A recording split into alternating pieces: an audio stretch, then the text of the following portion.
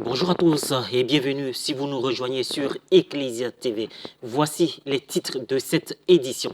L'épiscopat ivoirien tient sa 122e assemblée plénière ordinaire du 24 au 29 janvier au foyer Jeune Viateur de l'archidiocèse de Bouaké, au centre du pays. Les évêques portent leurs réflexions sur la formation des prêtres, la révision des manuels de la catéchèse, les médias catholiques et bien d'autres questions relatives à la marche de l'Église catholique en Côte d'Ivoire. Le dimanche 15 janvier dernier s'est tenue la messe de rentrée solennelle du bureau diocésain de la jeunesse étudiante catholique GEC de l'archidiocèse de Bouaké à la paroisse Sainte-Bernadette Soubirou de Belleville. La 122e assemblée plénière de la conférence des évêques catholiques de Côte d'Ivoire s'est ouverte le mardi 24 janvier au foyer Jeune Viateur de l'archidiocèse de Bouaké. Elle se refermera le dimanche 29 janvier par une messe d'action de grâce en l'église cathédrale Sainte-Thérèse de l'Enfant Jésus et de la Sainte Face.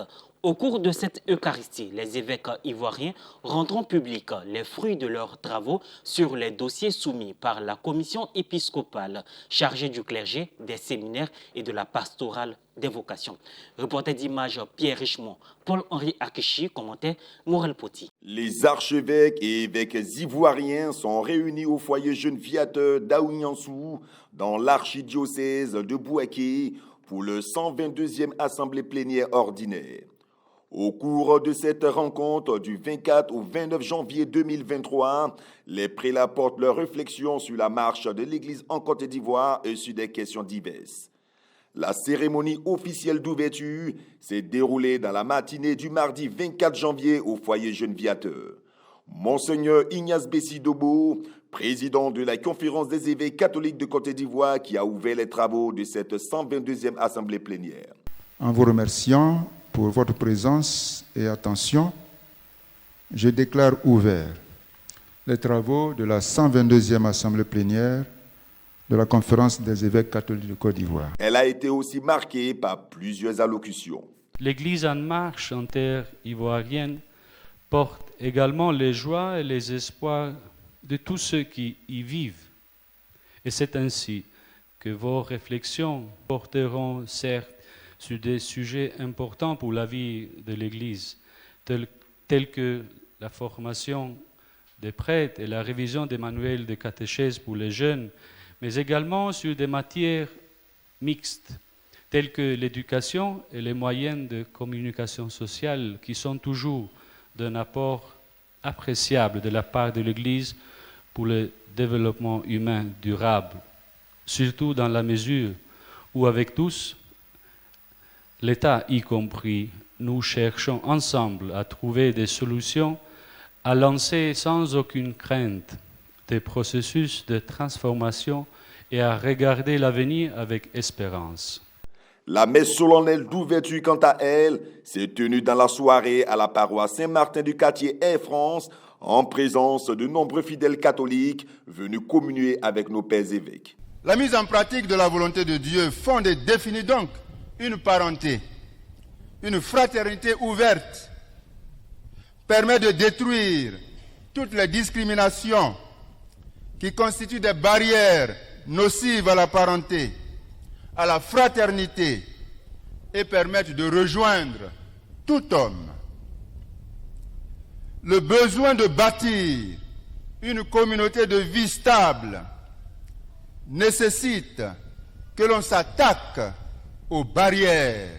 Cette barrière peut être un phénomène culturel ou un épisode de la vie communautaire qui nous empêche d'atteindre notre objectif commun. Des points essentiels sont débattus lors des assises tels que les résolutions de l'Assemblée précédente, le bilan du plan stratégique quinquennal 2019-2023 de la Conférence des évêques catholiques de Côte d'Ivoire, CECI, arrivé à échéance, les actes du congrès extraordinaire du clergé ivoirien, entre autres. Le Conseil pour les affaires économiques avait proposé au niveau du fonds de pension un projet de construction d'un bâtiment R+4 dans le quartier de Djorogobité à Abidjan, Angré, donc destiné à la location, et ce projet a été validé. L'état d'avancement de la Cité de la Paix, justement, Monseigneur Raymond Awa, qui est, j'allais dire, l'interface de la conférence épiscopale sur les chantiers, a informé l'Assemblée que les grosses œuvres sont terminées, le carrelage est terminé dans tous les appartements, l'électricité, la plomberie et la clôture principale est terminée à 95%. Pour la réussite de cet événement de l'Église catholique en Côte d'Ivoire, les fidèles sont invités à prier pour que l'Esprit Saint inspire vraiment nos évêques, de sorte que les échanges soient cordiaux, fraternels, empreints de profondeur spirituelle, théologique, sociale, et que ces échanges aient pour résultat le bien-être des catholiques et des citoyens de notre pays. La messe solennelle de clôture de cette 122e rencontre de l'épiscopat ivoirien se tiendra le dimanche 29 janvier 2023 en la cathédrale Sainte-Thérèse de l'Enfant Jésus et de la Sainte-Face. La messe de rentrée solennelle du bureau diocésain de la jeunesse étudiante catholique de Bouaké a eu lieu le dimanche 15 janvier 2023 lors d'une célébration eucharistique présidée par le père Jean-Hugues Kofi, aumônier diocésain de la GEC à la paroisse Sainte-Bernadette Soubirou de Belleville. Un élément de Firmin Suini, correspondant local, commenté par Mourel Petit. Archidiocèse de Bouaké, paroisse Sainte-Bernadette de Soubirou de Belleville.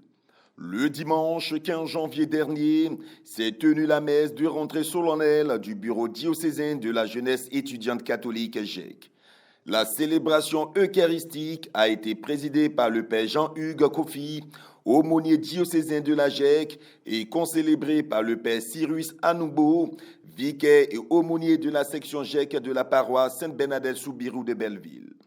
Plusieurs gécistes venus des différentes paroisses, des membres du bureau diocésain de la GEC, ont participé à la messe ainsi que la présence des fidèles paroissiens, de religieux et religieuses. Dans son homélie, le père Cyrus Anoubo a invité l'Assemblée, en particulier les gécistes, à être lumière du monde à l'image de Jésus. Les différents rites lors de la célébration. L'engagement du bureau diocésain entrant, au cours de laquelle le gésiste s'engage officiellement à la GEC, traduisant sa contribution à l'éradication des fléaux qui minent le milieu scolaire et universitaire. L'appel des membres du bureau diocésain par la déléguée nationale de la GEC auprès du diocèse de Bouaké, mademoiselle Ange-Marcel Begré. Des questions-réponses entre le dit bureau et leur aumônier, marqués par des vœux de promesse. L'acte d'engagement. La passation de flambeau entre le bureau sortant et celui entrant, de l'engagement de la responsable du bureau entrant, de l'allumage de bougies des membres du bureau entrant, de la prière de la GEC et la bénédiction des membres du bureau entrant. Puis les dons du bureau diocésain et les différentes interventions et l'hymne de la GEC. Chaque année, ce mouvement se dote d'un bureau diocésain qui a pour mandat de travailler en synergie avec le plan d'action pastorale diocésain pour intervenir à l'école et dans ses lieux de prédilection. Et comme tel, il fallait que ce bureau soit rassemblé à une messe avec tous les GC du diocèse pour bénéficier non seulement des conseils de l'équipe de l'aumônerie, mais surtout de recevoir la bénédiction, la grâce de Dieu pour un mandat fructueux. Cette année, les objectifs que le bureau diocésain s'est fixés, c'est d'abord de pouvoir redynamiser les sections qui ont du mal à se relever dans tout l'archidiocèse, comme celle de Belleville. Et nous avons déjà commencé un travail que nous espérons pouvoir achever. Secondo, c'est de ramener la GEC à l'école. Parce que l'origine même de la GEC, c'est, comme la définition l'indique, jeunesse étudiante catholique. Donc, ce sont des jeunes élèves ou étudiants, donc dans le milieu estudiantin ou scolaire. Et la GEC est originaire de ce milieu-là. Fin de cette édition. Merci de votre attention. Merci de votre fidélité à la télévision catholique Ecclesia TV.